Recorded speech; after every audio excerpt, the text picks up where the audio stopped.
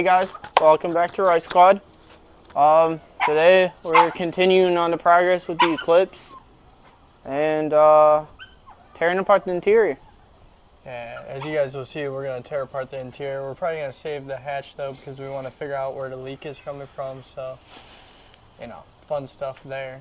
We got to figure out if we got to patch something, or I don't know. Hopefully we can get some parts in soon, so we can start throwing some stuff together. But we shall see. Yeah.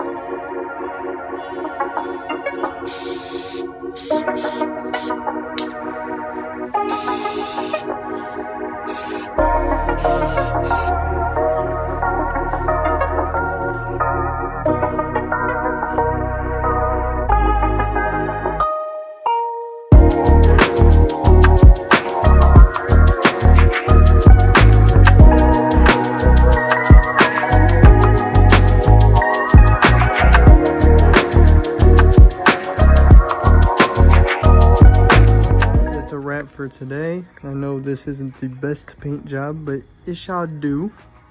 So I'll see you guys in the next video.